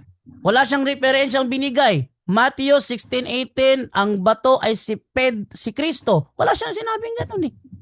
May narinig ba kayo? Same time. Okay, dako tayo sa second cross ng ating negative. Brother Mario, 7 minutes. Your time starts now. Okay. Okay, una kong tanong sa'yo. Sabi mo, pundasyon si Kristo. Sabi mo yan eh. Naglatag ka, pundasyon si Kristo. Tanong ko sa'yo, yung pagiging pundasyon ba ni Kristo, siya ba ang pundasyon ng mga tao, mga templo ng Diyos? At iglesia, si Kristo pundasyon o hindi siya pundasyon? Hindi Nang siya gusali. hindi siya ang pundasyon sa Mateo 16:18. 'Yun ang sagot ko. Next question. Sabi mo, pundasyon si Kristo. Hindi ako tumatanong sa Mateo 16:18. Pundasyon si Objection, Kristo. moderator. Tanong ko sa'yo. Yung Objection, mga tao moderator. ba na iglesia o templo? Objection man na. Anong objection? Yeah, affirmative ako, moderator. Tulong mag-focus ako sa tema ko. 'Yun ang rule ng affirmative. Yakit pala to, moderator. Okay. Mag-focus ako sa tema ko. 'Yun ang rule. counter ko, Hindi pa ako tapos. Ang counter ko, Oy, sabi hindi niya pa ako kasi, tapos. Ganito bro, Amen. mga bro. Wait lang mga bro ha. Gusto ko lang ipaalala sa inyo, pag nag-o-object kayo, I hope ang tingnan nyo yung sa rule ba. Hindi yung parang meron kayong comment doon sa sinabi. Ngayon, ang objection dito, merong nabanggit, si Brother Mario, na yun na nga, hindi ganun yung sa stand ng ating affirmative rather. So, counter objection para mas mabilis tayo. Hindi pa ako tapos sa objection ko, moderator. Sige, kung meron pa, sige. Ang aking role kasi as affirmative is tindigan ang aking tema. Hindi ko titindigan yung pangontra niya. Ang tema ko titindigan ko. Natural, sabihin ko, hindi si Kristo ang bato, ang pundasyong bato Ubus yung sa oras ko, Mateo puro object. 16:18. Tapos sabihin niya, hindi ako nagtanong doon. Yun ang tema ko eh. Anong magagawa ko dyan? Okay na. Counter objection, meron ba? Counter ko, sabi niya kasi pundasyon si Kristo eh. Sabi niya yan, kaya tumatanong ako doon. Tsaka rebuttal to kahit Okay. anong tanong. Sumagot siya, wag siyang puro object. Okay, so ang judgment natin, any observation sa kabilang panig habang nagtatanong, hindi pinapakailaman ng moderator lagi yan. So either that is true or not. Ngayon, dito tayo sa question. Pwede namang mag 10 seconds or sabihin next question. Kung may problem sa tanong, proceed ka, negative. Tanong, sabi mo, pundasyon si Kristo. Sabi mo yan eh. Kaya tanong ko sa'yo, si Kristo ba, pundasyon ba siya ng templo? Yung mga tao, templo ng Diyos, o gusali ng Diyos, bahay na natatayong ukol sa Espiritu. Iglesia sila, yung mga tao. Si Kristo ba, pundasyon ng mga tao o hindi siya karapat-dapat na pundasyon? Hindi siya ang karapat-dapat na pundasyon sa Mateo 16:18. Wala rin akong sinabi na si Kristo ay pundasyon sa Mateo 16:18. Wala akong binanggit na ganon. Nagtanong ka lang sa akin kung pundasyon ba si Kristo. Sumagot ako, oo. Pero hindi sa Mateo 16:18. Ang tema kasi, Mateo 16:18. Doon ka mag-focus. Ano ba naman to? Next question. So tanggap mo, si Jesucristo pundasyon ng iglesia o templo ng Panginoon ng mga tao. Tanggap mo pundasyon si Kristo ng iglesia, templo ng Panginoon yung mga tao. Pundasyon si Kristo, tanggap mo o hindi mo tanggap? Hindi ko nga tanggap na si Kristo yung pundasyon sa Matthew 16:18. Kasi ang sinabi doon, you are Peter, you are a rock, and on this rock foundation, I will build my church. Si Peter, ang rock foundation sa Matthew 16:18, hindi si Okay, next Kristo. question. Wait lang, Hindi ako hindi pa. tumatanong Wait sa lang, Mateo hindi pa. Ano ba naman to? Hindi pa tapos, bro. Hintayin mo, bro. Proceed pa. Oh. Ang tema ko kasi, Matthew 16:18, doon ako mag-focus. Natural yun ang tema. Affirmative ako eh. Next question. Okay, hindi ako tumatanong sa Mateo 16:18 dahil malawak ang Biblia para patunayan pundasyon si Kristo o si Pedro man. Tanong ko sa'yo, hindi sa Mateo 16:18, tanggap mo si Kristo ang pundasyon ng iglesia ng mga tao? Tanggap mo o hindi mo tanggap? Hindi ko nga tanggap kasi Hindi. hindi naman si Kristo ang pundasyon sa Mateo 16:18. Ang rule natin, walang labasan ng topic. Doon ako focus sa tema ko. Oh, next question. Next question. Tanong, yung Jesucristo ba ng simbahang katoliko, hindi ba siya napili ng Diyos Ama na tatayuan ng iglesia? Hindi pinili si Kristo? Itinakwil o pinili? Hindi siya pinili dahil hindi naman siya ang Kefa sa Matthew 16:18, kundi si Pedro. Kaya nga siya binigyan ng kaalaman ng Ama para magkaroon ng idea si Kristo na siya ang tatawaging Kefa. Next question. Next question. Tanong, doon ba sa Griego na isinulat sa Vaticanus at Sinaiticus, tanggap mo magkaiba yung Petros at Petras? Tanggap mo o hindi mo tanggap? Hindi ko tanggap. Hindi. Kasi binasa ko na kanina. Hindi intention ang spelling, ang intention is the meaning. Kaya hindi ko tanggap na magkaiba yon. Next question. Tanong, sabi mo, sa Mateo 16:18, hindi mo mapapatunayan kung hindi ka, kaya mong patunayan ang Mateo 16:18 nang walang mga talatang ginagamit. Tanong ko sa'yo, hindi na ba kailangan gumamit ng ibang talata? At puro Mateo 16:18 lang ang ating babanggitin dito? Kailangan gumamit ng ibang talata o hindi na? Hindi kailangan hanggat hindi tumutukoy sa bato ng Matthew 16:18. Kung gagamit ka ng ibang talata, dapat referring siya sa bato ng Matthew 16:18. Next question. Next question. Ayon sa Biblia, sa Efeso 2:20, ang pundasyon ng mga apostol ay si Kristo at ang mga apostol ay iglesia at templo ng Diyos at batong gusali at bahay na natatayong ukol sa Espiritu, sabi ni Pedro. Tanggap mo ang mga apostol kahit si Pedro nakapundasyon kay Kristo ayon sa Efeso 2:20, letra por letra? Hindi Tanggap ko- mo o hindi mo tanggap? Hindi ko Hindi. nga tanggap, bro, kasi ang Matthew 16:18 ang topic natin. Ang bato sa Matthew 16:18. Hindi Objection, ang bato moderator, sa... kung sa Mateo Ano 16:18. ba naman to? Objection. Ano naman to? Yung ino-object mo yung sagot doon sa pagbanggit. Oo, ang object ko, tumatanong ako, hindi naman sa Mateo 16:18, Efeso 2:20, takbo siya ng takbo doon. Ang Okay, lawak ng Biblia para patunayang si Jesucristo ang sige. bato. Hindi Okay. niya na kaya eh. Okay. Tumatakbo na eh. Counter objection, Huwag meron na. ba? Counter objection, moderator. Proceed. Ang tanong niya kasi, moderator, ang tawag dyan is strawman fallacy. Red herring fallacy. Kaya hindi ako Okay. sasagot sa tanong niya kasi hindi naman namin temang Efeso 2:20. Ang tema Okay. namin, Mateo 16:18. Ano ba naman to? Okay, okay. Ang kalap. So judgment natin, ang question kanina, tanggap mo ba? Malinaw naman yung sagot na hindi, pero merong paliwanag doon. Proceed Okay. sa sagot pa, Brother Jando. Yun na nga, hindi si Kristo ang bato sa Matthew 16:18. Yung bato sa Efeso 2:20, hindi yun ang tema ko. Next question. Time na Time din. na. Segundo na lang. Ayan. So mga kapatid, dyan nagtatapos ang second cross ng ating negative. Dako tayo sa rebuttal ng ating negative. Proceed, Brother Mario. Okay, mga kababayan, nakita nyo, no? Hirap siyang sumagot. Lagi siyang Mateo 16:18 kahit di na ako dun tumatanong. Kasi nga pinapatunayan ko, si Yesu Cristo talaga ang bato. Ginagawa niya, wala na siyang maisagot. Puro Mateo 16:18 na lang siya. Kasi nga, ipit siya, ipit. Kaya, mga kapatid, no, sabi niya, hindi daw nagtayo si Kristo sa sarili niya. Sabi niya yan eh. Hindi niya yata alam, sa John 12:49, si Kristo hindi nagsasalita sa ganang kanyang sarili. Nung nangangaral si Kristo, nagsasalita siya kung ano yung iniutos ng Ama.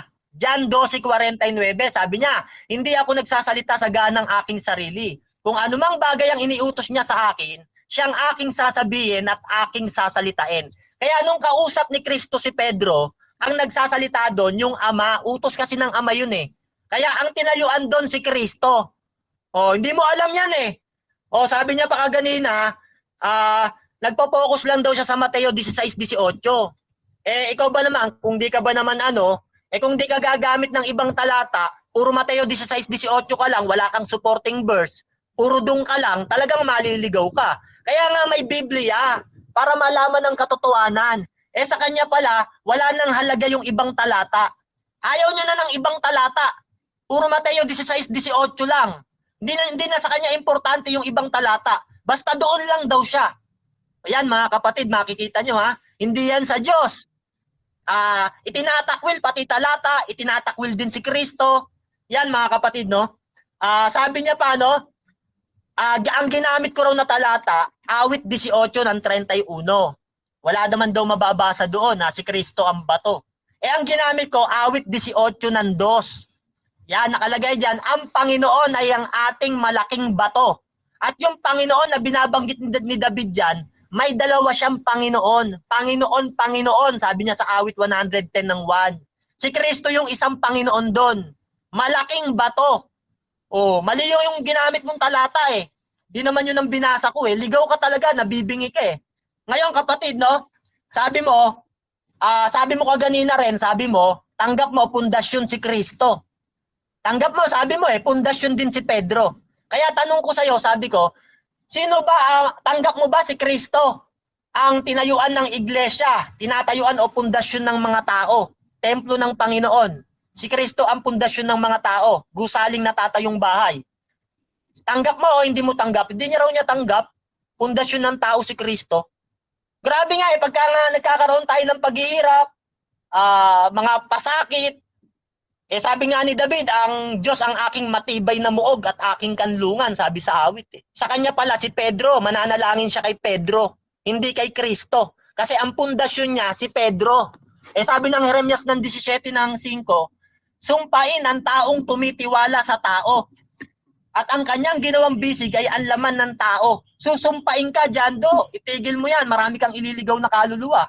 Sabi sa Efeso 2:20, sabi ko, tinanong ko siya, sabi ko, doon ba sa Efeso 2:20, tanggap mo, ang mga apostol, ayon sa talata, letra por letra na babasa, nakapundasyon sila doon kay Kristo kahit ang apostol.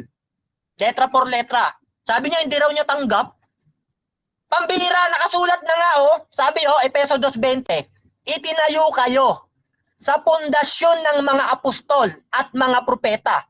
Si Kristo Jesus, ang batong panulukan. Sabi ng Biblia, itinayo kayo sa pundasyon ng mga apostol. Meron palang pundasyon yung mga apostol eh. Si Kristo, letra por letra nababasa. Sabi niya, hindi raw niya tanggap. Pambira, ang tao iglesia eh. Sabi ng unang Korinto 3:17, kung gibain ng sino man ang templo ng Diyos, siya'y igigiba ng Diyos sapagkat ang templo ng Diyos ay banal, na ang templong ito ay kayo. Yung mga apostol, templo pala yun, pati tayo eh. Gusali rin tayo ng Diyos, sabi ng Biblia eh. at natatayong bahay na ukol sa Espiritu. At ang pundasyon, si Kristo, sabi ng Biblia, Efeso 2 ng 20 hanggang 21, na si Jesucristo Jesus din ang pangulong bato sa panulok, na sa kanya ang buong gusali nakalapat na mabuti. Yung buong gusali pala, mga kapatid, nakalapat na mabuti yung kay Kristo, sabi ng Biblia eh. Pinatunayan din yan ni Apostol Pablo, Efeso 4 ng 16, nang dahil sa kanya, ang buong katawan ay nakalapat na mabuti. Pambira o ayaw ni Jando. Grabe, hindi niya tanggap. Kaya tanong ko sa kanya, sabi ko kaganina, tanong ayon sa unawa mo, sino ang walang kakayahan maging pundasyon ng iglesia? Si Jesucristo o si Pedro? Sabi niya, policy, hindi ko kayang sagutin. Ang dali-dali ng tanong eh, sino ang walang kakayahan maging pundasyon ng iglesia? Si Kristo ba o si Pedro? Nasa topic yan eh, hindi mo masagot eh. O tumanong ulit ako ng bago, tanong ko sa'yo, ang Panginoong Jesucristo ba ay matibay na pundasyon ng iglesia? Matibay ba siya o hindi matibay? Sabi na naman niya, objection. Policy. Wala namang masama doon kung tinatanong matibay si Kristo o hindi matibay ayon sa unawa mo eh. Hindi naman policy yan eh. Hindi ka lang makasagot kasi maiipit ka. Tumanong ako ng bago, sabi ko, tanong ko sa'yo ganito, yung Jesucristo ba ng simbahang Katoliko, karapat dapat ba siyang tayuan ng iglesia? O hindi siya karapat dapat, categorical? Pinapatunayan mo nga si Pedro, di ba? Dapat sabi mo, hindi siya karapat dapat. Kasi nga si Pedro ang karapat dapat. Di rin siya makasagot. Hindi niya mabanggit si Pedro. Kasi magagalit sa kanya si Kristo eh. At maraming mga nanonood dito magagalit sa'yo. Sukat ba naman akalain mo? Sasabihin mo, hindi karapat dapat si Kristo? Si Pedro ang karapat dapat. At si Pedro ang matibay na pundasyon, hindi si Kristo. Yan ang unawa mo.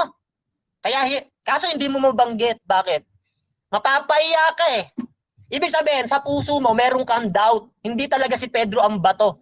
Kasi hindi mo talaga mabanggit si Kristo eh, na hindi siya karapat dapat, hindi siya pundasyon. Pero umamin ka, napaamin ka kaganina. Sabi mo, pundasyon din si Kristo. Tumanong ako, sabi ko, tanong ko sa'yo, sino ba ang pinakamatibay na pundasyon? Si Kristo o si Pedro? Sagot niya, parehas. Matibay daw na pundasyon. Maya-maya, tumanong ako, matibay ba si Kristong pundasyon? Hindi niya na masagot. Pero kanina, umamin siya. Dalawa pala pundasyon, matibay eh. Si Kristo at si Pedro. Pero ang papatunayan niya, si Pedro lang daw ang bato. Pero pundasyon din si Kristo. Sabog-sabog na aral nito eh. Nagbabangga-banggaan na eh. Lutang na yung kanyang kaisipan. Tapos sabi niya pa, kalahating round lang tayo. Hindi na natin itutuloy, bro Mario. Maya-maya, nung nakikita niyang bugbog na siya, umpisa pa lang, tuloy na laban, bro Rasa. Tuloy na. Biruin mo. Ipinagpalit mo yung pagsamba. Kanina, ang ano-ano mo, sabi mo, unahin ko ang pagsamba. Kaysa sa laban natin, bro Mario, talagang hap lang tayo. Nung nakita mong bugbog ka, nagawa mong ipagpalit ang pagsamba. Sabi ng Hebreo 10 ng 25, huwag yung kakaligtaan ng mga pagkatipon-tipon. Objection moderator. Wait lang, time stop mo na. Bugbog. Wait lang, bro Mario. Ang ginagawa ni Brad Mario is ad hominem. Kanina, sinabi ko kanina na na one round lang kasi may misa. Pero siya yung nagsisisigaw na tumatakbo ako maaga pa lang. Kaya dahil sa sinasabi niya yun, wait lang, bro Mario. I-complete mo na natin ha. Dahil sa pagsisigaw niya kanina, pumayag na lang ako. Ngayon pumayag ako pang sinisi. I-request mo to eh. Ayaw ko sana kanina, sabi mo, tumatakbo na ako, kaya pinagbigyan na lang kita. Ngayon ginawa ko na ako pa sinisisi. Huwag ka mag-ad hominem dito, mag-focus ka sa tema. Ba na magklaseng kalaban to, parang batang walang bait? Okay, counter objection. Counter objection. Ang counter ko, bro Rasa, unang-una, hindi na ako makalatag ng maayos eh. Pag tinatamaan siya, nasasaktan siya, napapahiya, tatawag siya sa'yo. Harapin niya argumento. Huwag siyang bakla. Huwag kang objection ng objection. Di nga ako nag-objection sa latag mo eh. Dahil humaharap ako sa argumento. Ang totoo, hindi mo ako kaya. Okay. Ganito mga kapatid, ang ating judgment dito ha. So, ang concern lang naman dito, unang-una yung sa focus sa topic mga kapatid. At doon sa mga observation nyo sa kanina, I hope na hindi masyadong mabanggit mga kapatid dahil yung sa ating audience talagang ang interested lang sila yun doon sa Mateo. Ngayon doon sa mga ano nyo, mga ginagawa nyo kanina, kung matutuloy o hindi. Ano na lang, mas easy kasi pag iwasan natin yung mga ano bro pa. So proceed lang bro, 2 minutes and 20 seconds. Proceed Brother Mario. Okay, sige, latag ulit tayo kasi ganyan nangyayari. Okay, no?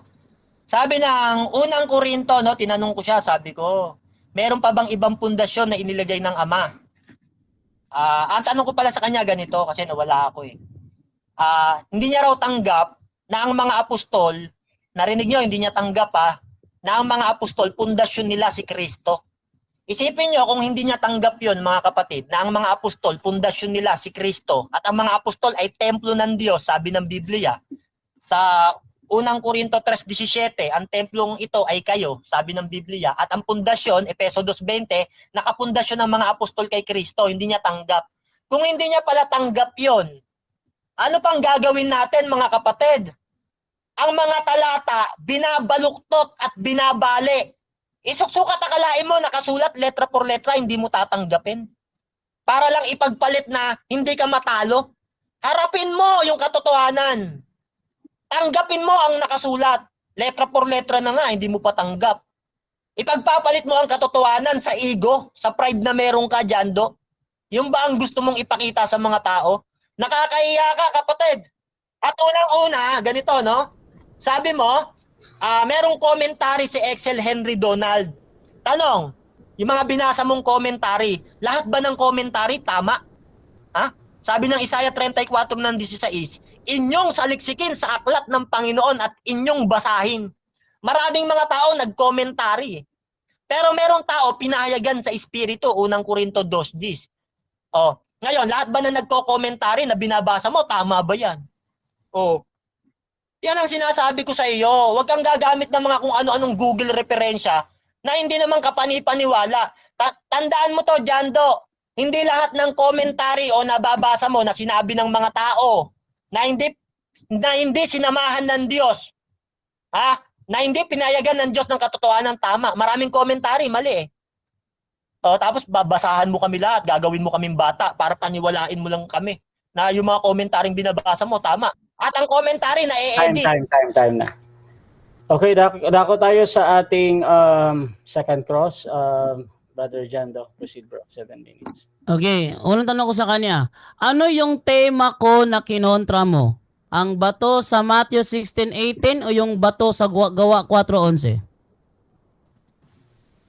Ang tema ang kinokontra ko, patutunayan mo si Pedro ang bato tinayuan sa Mateo Objection, moderator. 16:18. Kontra nga ako doon Objection. Kaya lang ang malaking bato Objection, sabi ng moderator. Isaiah 44. Objection. Objection mo na. Categorical ang aking tanong. Ang tanong ko sa kanya, ano yung tema kong kinontra niya? Yung bato ba sa Matthew 16:18 o yung bato sa Gawa 4:11? Okay, so Mateo 16:18 or sa Efeso ba 'yon? Ulitin ko ha. Sa Mateo 16:18. Ulitin ko. Kasi wait lang Brother Jando ha. So ang pagpipilian kasi medyo siya mahaba bro ba. Pwede kang gumamit ng A or B para mas ulitin ko ha. Madali lang naman 'to eh. Ano yung tema ko na kinontra ni Mario? Yung bato ba sa Matthew 16:18 o yung bato sa Gawa 4:11? Okay, sasagot ako. Ang kinokontra ko, yung bato sa Mateo 16:18 na si Pedro sa unawa mo, mali yun. Si Kristo ang bato, siya ang malaking bato. Wala nang ibang bato, sabi ng Biblia. Isaiah 44:8, walang kinikilala ang Ama na ibang bato. Maliban sa iisang bato na naitayo na, si Kristo.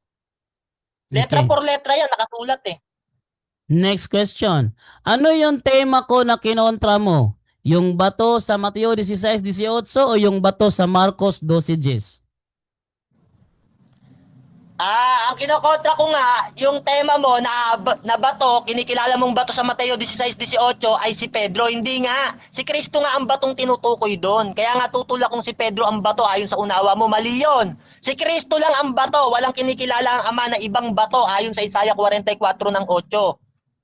Next question. Diyos lang ang malaking bato. Next question. Mali ka. Next question. Kung hindi si Simon ang Kefa, bakit ginamit ni Jesus ang pangalan niyang Kefa sa parehong sentence? Kasi nga proper name yon ipinangalan sa kanya. Pero hindi ibig sabihin siya na yung bato. Kaya nga nung isalin yan sa Greek, Petros at Petra, mas maniniwala ko kay Mateo kaysa sa paniniwala mong libro na hindi mo na makita, nahuli na nung maisip ng mga tao. Ang pinahintulutan, Greek, Codex Sinaiticus at Vaticanus, na ang nakasulat doon ay A Petros kay epititaute tu Petra. Magkaiba yung Petros at Petra. Mas maniniwala ako kay Mateo kaysa sa'yo. Next question. Bakit ginawang Petros ang Petra sa Mateo 16:18? Objection ako, moderator. Objection ako. Kahit kailan, hindi naging Petros ang Petra. Mali ang tanong niya. Magkaiba kasi yun eh. Ang Petra, malaking bato. Ang Petros, maliit na bato. Okay, counter Huwag niyang objection. ilagay yung Petros sa Petra. Okay, counter objection. Ligaw siya eh. Proceed na sa counter objection. Naintindihan ko na. Meron ba? Brother Jando?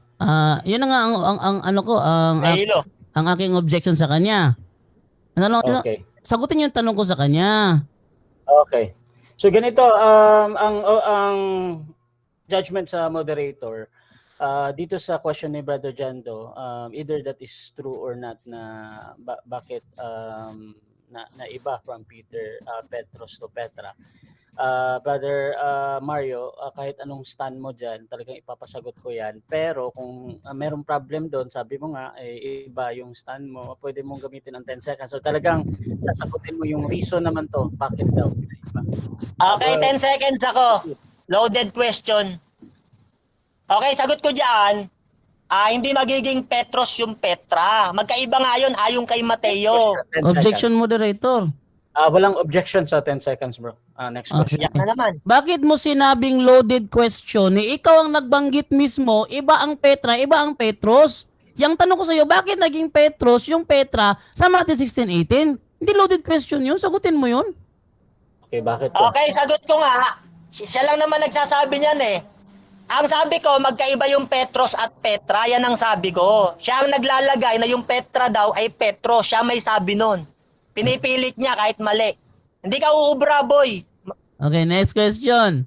Hirap ka makaunawa Nang eh. sinalita ni Jesus ang talatang yan sa wikang Aramaiko, ginamit niya kefa. Saan mo kinuha ang distinction mo na iba ang kefa sa ang unang kefa at ikalawang kefa? Saan mo kinuha ng distinction yon? Sige, sagot. Okay, sasagot ako. Kinuha ko yan sa Codex Sinaiticus at Codex Vaticanus. Na ayan ang ng 4th century at 5th century ang nakasulat, A Petros kay epitaute tu Petra. Magkaiba yung Petros at Petra ayon sa original na meron tayo ngayon na Biblia. Kayo gawa-gawa lang. Huli nyo na lang matagpuan yung Aramaic na yung pala ginamit. At maniniwala ko kay Mateo dahil ito pinahintulutan ng Diyos, yung Greek.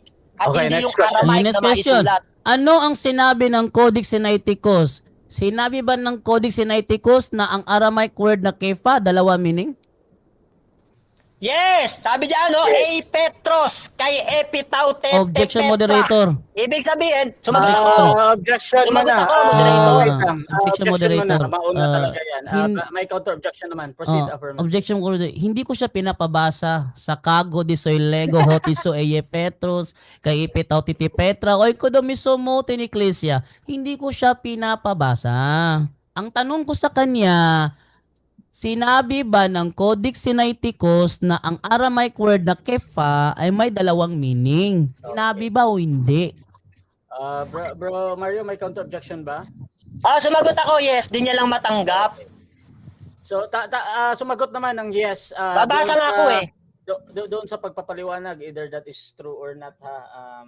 Nasa audience naman yan. Bro Mario, continue sa yes mo na sagot. Okay, sa Mateo 16:18, sa Codex Sinaiticus at Codex Vaticanus, parehas ang sinasabi. Iba ang Petros sa Petra. Basa.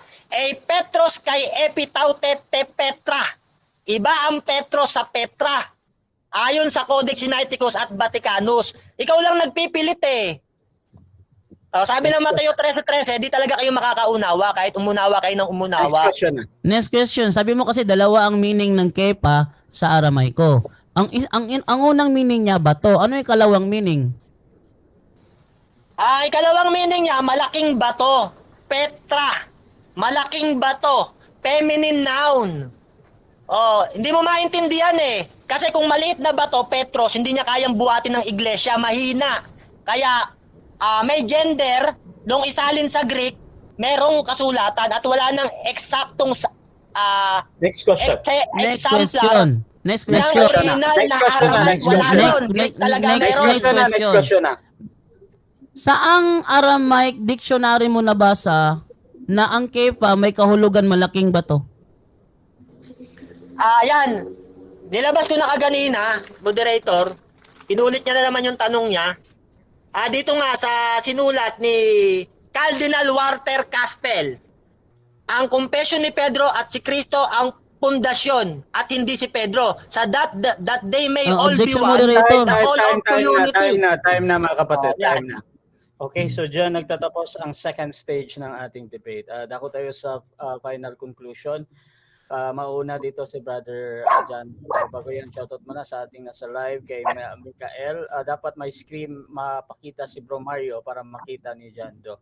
Shoutout din kay Leoned, sinagot pero ayaw tanggapin. Shoutout din kay Joseph, tatalo si Jando kaya ako umalis sa Catholic eh. Shoutout din kay Emmy Alfonso. Shoutout sa mga galing na Catholic defender gaya ni Brother Jando. Shoutout din kay Mikael. Aramik yan sila dahil parehas. Shoutout din kay Freddy Channel. Panalo sa at home si Mario. Shoutout din mga kapatid kay Irene. Tagal naka-imik ni Jando. Jo Marie Kahiya hindi na umalis sa Mateo 16:18. At si JCL mas maganda pang kausap ang mga Muslim kaysa sa mga MCGI para mga taga-squatter na tambay lang sa kanto kung bumanat nakahiya maging MCGI. Shoutout din kay Dulce, panalos na si Brother Mario at Freddy. Ayan, shoutout sa iyo. Brother Mario, bilang negatibo sa ating paksa na si Pedro ang bato sa Mateo 16:18. Your time starts now, bro. Okay, makikita nyo naman mga kapatid, no? Supalpal. Yan, no? Ganito mga kapatid, no? Yung palang kanilang iglesia, meron palang mga kardinal na naniniwala na si Kristo ang bato, hindi si Pedro. Nagkaroon sa kanila ng pagtatalo kahit mag-research kayo sa history. Merong mga kardinal pinaniniwalaan si Kristo ang bato eh. Kaya nagkagulo-gulo nga yung mga kardinal nila eh. Sabi rito, ang kardinal na si Joseph Ratzinger, Pope Benedict, position, ang tunay na bato ay si Kristo, si Pedro ay bato dahil sa pakikiisa niya kay Kristo. Ayon kay Cardinal Joseph Ratzinger, ang tunay na bato raw si Kristo eh. Cardinal to ng Catholic. O ayon naman sa kay Cardinal Walter Casper. Yan o. Ang confession niya, si Kristo ang pundasyon. Ang confession ni Pedro, si Kristo ang pundasyon. Tama nga yung sabi ni Pablo sa Efeso 2:20. Si Kristo ang pundasyon ng mga apostol. Tama tong cardinal na to eh. Katoliko to cardinal pero kontra sa ibang papa o pare. Kontra sila. Merong pare naniniwala o cardinal, obispo, si ano ang bato, si Pedro. Sa iba naman si Kristo, naglalaban yung mga cardinal. Diyan pa lang eh, hidwa ang pananampalataya yan. Sabi ng Galatia ng 5:19 hanggang 21, merong hidwa ang pananampalataya, hindi yan sa Diyos. Yung ibang cardinal, bato si Kristo. Sa ibang cardinal, si Pedro. Ayusin nyo muna iglesia nyo. Ngayon, sabi ni Raymond E. Brown, priest at biblical scholar, pinresent niya sa 3 views, dineclare niya, si Kristo ang bato. Si Kristo talaga ang bato. Authored with Carl Donfriend and John Reumann. Yan, si Kristo talaga bato. Mga cardinal talaga, mga pare, sinasabi si Kristo ang bato. Pero yung ibang cardinal naman, kontra. Kaya nagkaroon sila ng pagtatalo, mga kapatid.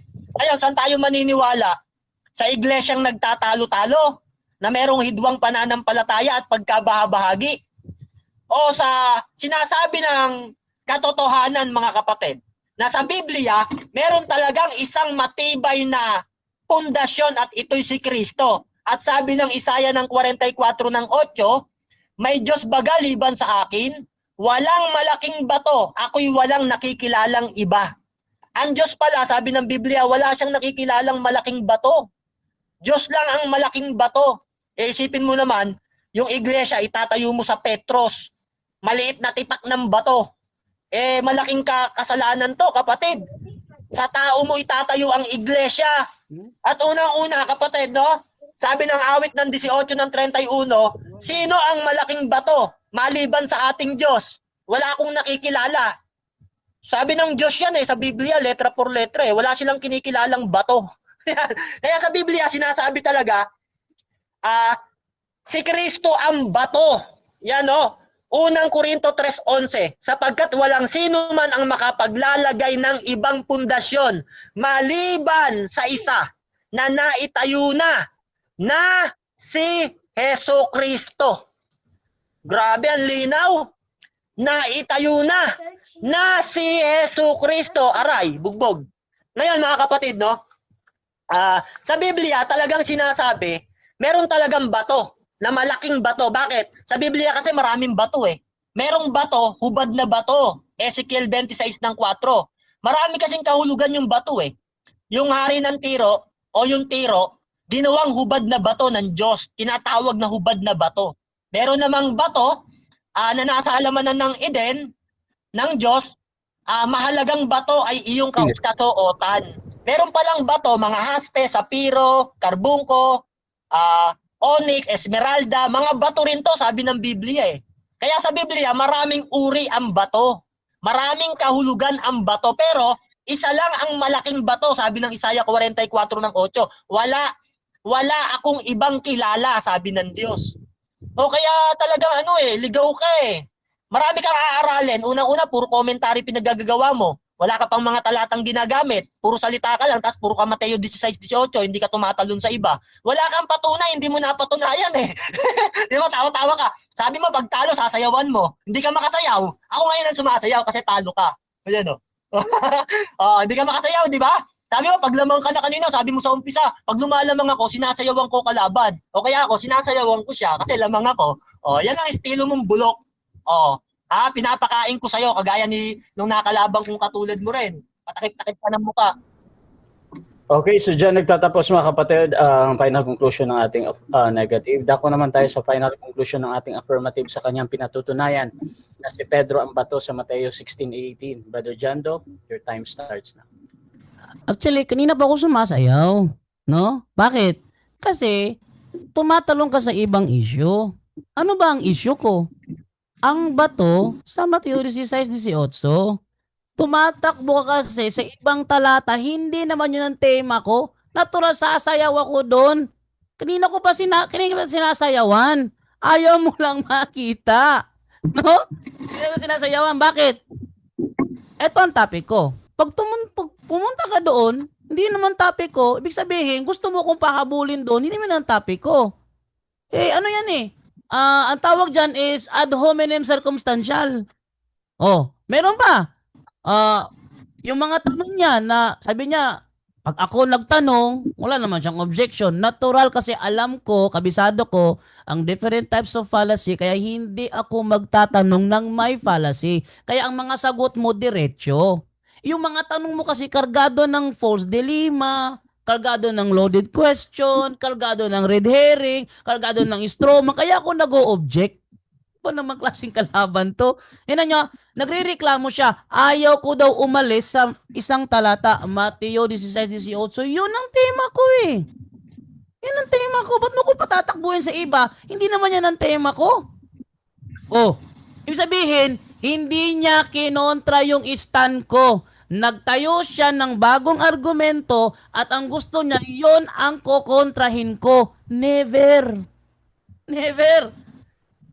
Ako ang affirmative dito, kaya ang stand ko, yung bato, yung kefa sa Mateo 16:18. Ang pinakamalaking ebidensya na hindi niya masagot, bakit kefa ang binigay na pangalan? Ang daming pwedeng ibigay na pangalan, bakit kefa pa? At kung hindi siya ang kefa, sabi maliit lang na bato, bakit sinabi ni Kristo, patitibayin kita para patibayin mo ang mga kapatid mo?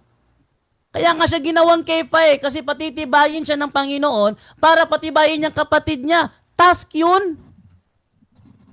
Hindi babaguhin yung pangalan mo kung wala kang task na gagawin. Kaya nga binago pangalan niya from Simon to Kefa. Bakit? Bakit Kefa? Kasi patitibayin siya ng Panginoon para patibayin niya mga kapatid niya.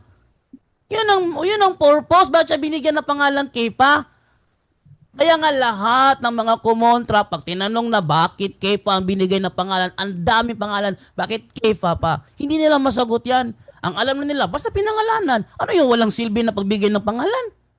May meaning yun. Pagbigay ng pangalan, may meaning yan. Ano ka ba? Kaya nga Kefa, bato. Bakit? Patitibayin siya. Ngayon, tumakbo sa ibang talata, may malaking bato sa Isaiah 44:8. Yun bang malaking batong yun? Yun bang pinagtayuan ng iglesia? Hindi. Tumakbo sa bato na itatakwil. Yung batong tinakwil ba yun? Yun bang tatayuan ng iglesia? Hindi rin. Kung saan-saan tumatakbo ng mga bato ito, hindi naman sinabi na yun ang pagtatayuan ng iglesia. Ang tema ko, yung batong pagtatayuan ng iglesia sa Mateo 16:18, yun namang mga kasama naman yan, nagko-comment dyan, nagre-reklamo, bakit ayaw ko daw umalis? Hindi talaga ako aalis dyan kasi yan ang tema ko. Ako ang affirmative. Ang rule ng affirmative, tindigan ng kanyang tema, hindi lalayasan. Yun ang rule ng affirmative. Ang rule naman ng negative, gibain ng tema. Hindi niya ginigiba. Nagtayo ng panibagong argumento. At yun ang pahahabol niya sa akin, never. Lahat ng debate ko, pag ako ang nagtanong, wala talaga reklamo yung kalaban. Bakit? Dahil kabisado ko ang different types of fallacy, hindi ako magtatanong na may halong fallacy. Kaya nga sinabi niya, loaded question yung tanong ko kanina. Anong loaded question? Alam ko yung loaded question. Loaded question is may tanong ka na nag-assume ka bigla. Yun ang loaded question, may assuming. Wala naman ako assuming sa mga tanong ko. Open nga yung tanong ko eh. May categorical, di ka naman sumasagot ng categorical. So maliwanag. Inamin niya, ang tema na kinontra niya ay yung bato sa Mateo 16:18. Hindi yung bato sa Marcos 12:10, hindi yung bato sa Gawa 4:11, hindi yung bato sa Isaiah 44:8, hindi yung bato sa Awit 82:1-2. Ang layo ng mga tinalon mo. I expect na kung gaano ko tinindigan yung tema ko, focus kayo sa paggiba sa tinitindigan ko. Ang ginagawa mo, lipad ka ng lipad ng malayo. So, at the end, hindi nagiba ang tema ko kasi ang mga talatang binigay niya, ibang talata, hindi naman bato sa Mateo 16:18. Naku, ibahin mo ako pag ako kadebate mo, talagang focus ako sa topic ko. Ngayon. Time na. Thank you. Okay. So, dyan nagtatapos ang debate natin between RCC and MCGI at dako tayo sa pasasalamat lang